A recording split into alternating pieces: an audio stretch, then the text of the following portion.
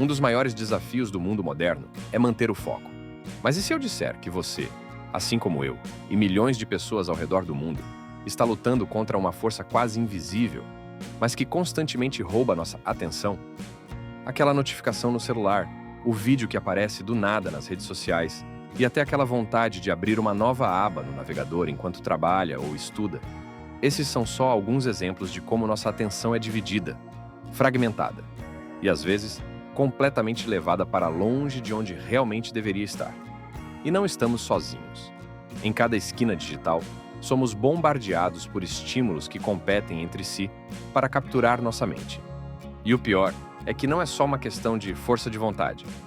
Existe uma explicação para isso, e ela vai muito além de disciplina ou foco. Envolve a maneira como nosso cérebro funciona e reage a esses estímulos. E é sobre isso que vamos falar hoje. Vou compartilhar também algumas experiências e estratégias que descobri ao longo do tempo, que podem realmente ajudar a mudar essa situação e recuperar o controle do seu foco. Então, se você sente que é constantemente atraído por distrações e que manter a atenção em algo importante parece cada vez mais difícil, fica comigo. Vamos entender o que está acontecendo e, quem sabe, juntos, encontrar maneiras de superar esses desafios diários.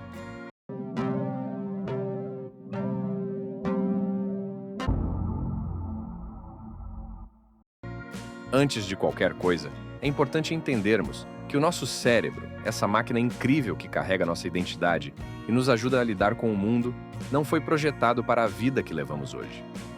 Imagine um cenário onde a evolução humana foi moldada por milhares de anos, onde nossos ancestrais viviam em tribos, caçavam, coletavam alimentos e dependiam de suas capacidades mentais para sobreviver a ameaças reais, como animais selvagens ou desastres naturais. O cérebro humano evoluiu em um ambiente muito mais calmo, menos conectado e com bem menos estímulos do que o que vivemos hoje. E aqui está o ponto-chave. Nosso cérebro não mudou muito desde aquela época. As mudanças tecnológicas e sociais que trouxeram smartphones, redes sociais e um fluxo interminável de informações são extremamente recentes, se comparadas à nossa história evolutiva. Estamos tentando nos adaptar a uma nova realidade com um cérebro que, em muitos aspectos, ainda é o mesmo de milênios atrás. É aí que entra a dopamina, um dos neurotransmissores mais importantes na regulação da nossa motivação e sensação de recompensa.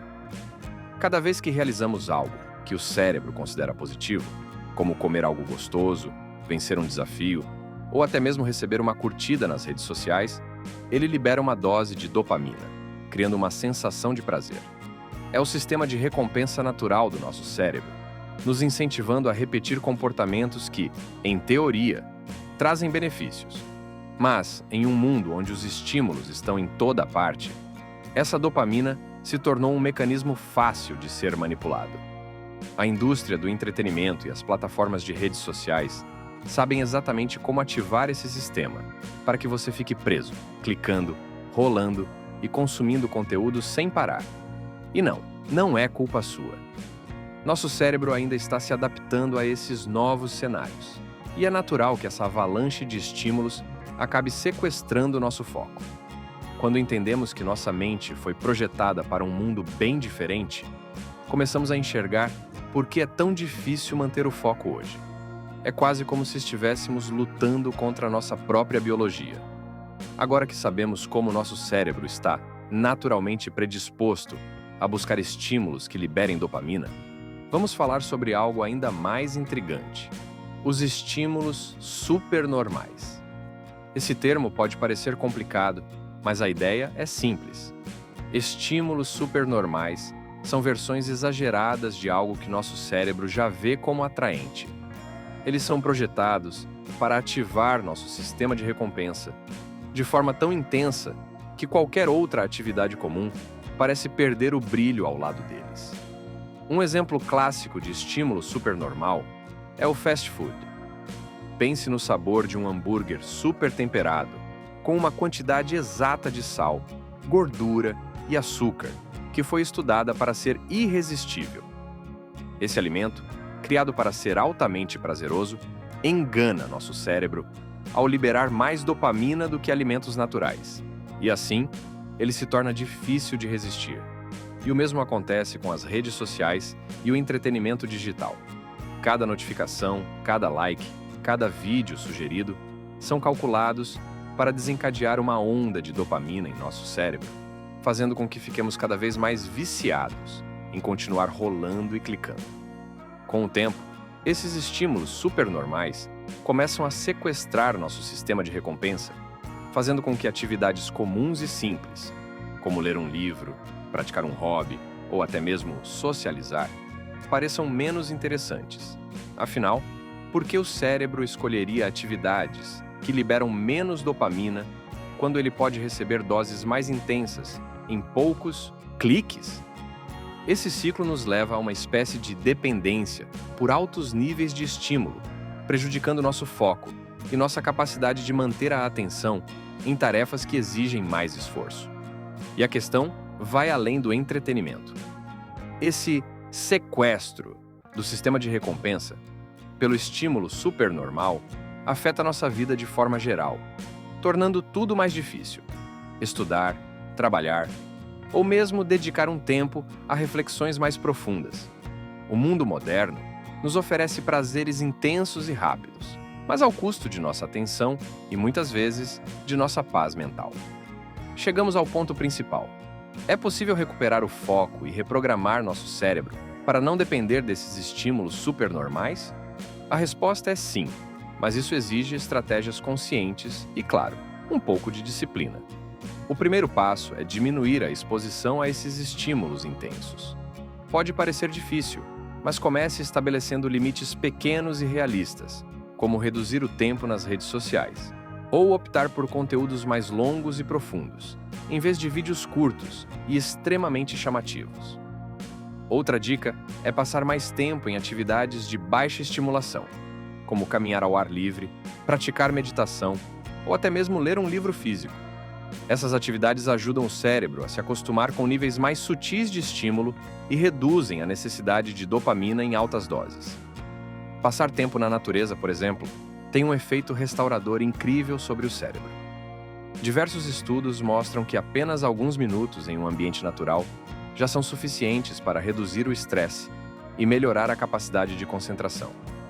Quando estamos longe das telas e dos sons artificiais, nosso cérebro tem a chance de respirar e se adaptar a um ritmo mais natural. Outra estratégia poderosa é a prática de foco profundo, ou Deep Work, que envolve reservar blocos de tempo para se concentrar em uma tarefa sem interrupções. Durante esses períodos, desligue notificações, coloque o celular em modo avião e concentre-se plenamente no que está fazendo. Pode ser difícil no início, mas com o tempo, você vai perceber que a capacidade de focar por períodos mais longos é uma habilidade que pode ser treinada. Além disso, encontre prazer em atividades que proporcionem recompensas mais sutis. Desenvolva hobbies que tragam satisfação genuína e não dependam de gratificações instantâneas. Cozinhar, desenhar, tocar um instrumento musical, aprender algo novo, essas atividades nos dão prazer de forma mais equilibrada e podem ajudar nosso cérebro a se libertar da dependência de estímulos artificiais. Aos poucos, você vai perceber uma diferença no modo como enxerga e lida com as tarefas diárias. Essas práticas ajudam o cérebro a se reprogramar, restaurando o prazer em atividades mais simples e, com isso, fortalecendo seu foco e bem-estar. Agora, quero compartilhar um pouco da minha própria experiência com essas estratégias, porque acredito que exemplos reais sempre tornam a ideia mais concreta. Assim como você, eu já passei por períodos em que a distração parecia dominar tudo. E vou dizer, no começo, diminuir o uso de redes sociais ou deixar o celular de lado pareceu um desafio enorme. Sempre senti aquela vontade quase involuntária de checar o que estava acontecendo, de conferir se havia algo novo. Mas com o tempo, comecei a perceber que, ao me desligar um pouco dessas distrações, estava dando espaço para o que realmente importava. Um exemplo prático foi quando decidi fazer caminhadas ao ar livre, mas sem o celular. No começo era esquisito, como se faltasse algo. Mas, Depois de algumas tentativas, passei a perceber pequenos detalhes ao meu redor que antes eu ignorava completamente. O som dos pássaros, o vento nas árvores, as pessoas ao redor. Esses momentos me trouxeram uma paz que eu não encontrava nas redes sociais. Há 5 meses atrás, tomei medidas ainda mais bruscas e decidi desinstalar o Instagram.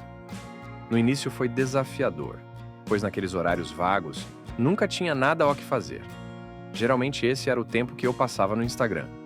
Mas com o tempo, acabei substituindo esses horários vagos por atividades produtivas como ler, fazer exercícios ou simplesmente refletir sobre o seu dia. E sabe o que mais percebi? Pequenas mudanças no estilo de vida aumentam o prazer em atividades simples. Tudo começou a parecer mais leve. É como se a vida passasse a ter um ritmo mais tranquilo e menos ansioso. Essa transição não é imediata e exige um pouco de prática e paciência. Mas é um processo libertador, que nos leva a redescobrir o prazer nas pequenas coisas. E quando damos valor a esses momentos, começamos a perceber o impacto positivo de reduzir o tempo em atividades que, no fundo, só nos drenam. Mas não vou mentir. Fazer essas mudanças não é fácil, e os desafios são reais.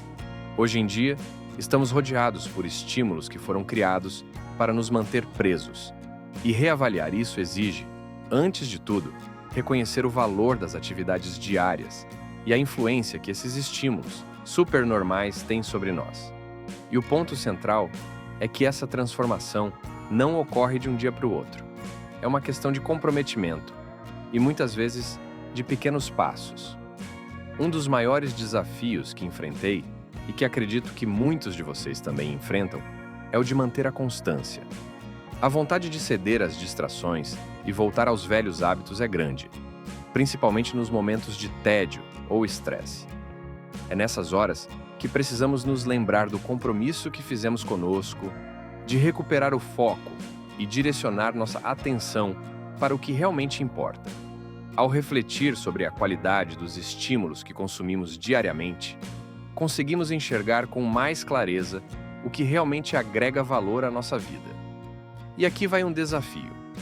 Que tal, por um dia, observar o quanto do seu tempo e energia está sendo capturado por distrações? Às vezes, a simples prática de registrar quantas vezes pegamos o celular ou nos desviamos de uma tarefa já é o suficiente para entender o impacto disso na nossa rotina. Ao se comprometer com esse exercício, você está dando o primeiro passo para recuperar o controle sobre a sua atenção. Além disso, ao olhar para suas rotinas e hábitos, você pode começar a identificar quais atividades estão enriquecendo sua vida e quais estão simplesmente preenchendo um vazio momentâneo. É importante ser honesto e se comprometer com essa avaliação, porque, no fim das contas, a qualidade do nosso foco reflete a qualidade da nossa vida. Este é um compromisso pessoal que envolve uma decisão consciente de mudar e reavaliar a quantidade de estímulo em nossas vidas. E, para aqueles que aceitarem esse desafio, o impacto pode ser transformador. Ao longo desta jornada, exploramos o que torna tão difícil manter o foco em um mundo repleto de distrações, como o nosso cérebro reage a esses estímulos e, mais importante, como é possível reverter esse ciclo. Talvez a maior lição aqui seja que o foco sustentável não é uma questão de se forçar a trabalhar mais ou de se desligar totalmente do mundo digital, mas sim de encontrar um equilíbrio saudável e consciente entre prazer e produtividade, entre o imediato e o duradouro. Quando começamos a fazer escolhas mais conscientes sobre como passamos nosso tempo, percebemos que existem muitas maneiras de nutrir nosso bem-estar e nos sentir realizados, sem depender de estímulos rápidos e superficiais. Esse caminho para o foco sustentável é, na verdade, uma prática constante de autoconhecimento e de pequenas escolhas diárias. E o melhor de tudo é que, ao longo do tempo, essas mudanças começam a se tornar naturais, transformando nossa relação com a tecnologia e com a nossa própria atenção. Para quem quer aprofundar ainda mais esse processo, existem muitos recursos que podem ajudar. Plataformas de aprendizado online, por exemplo, oferecem uma oportunidade excelente de transformar o tempo que gastamos na internet em algo produtivo e enriquecedor.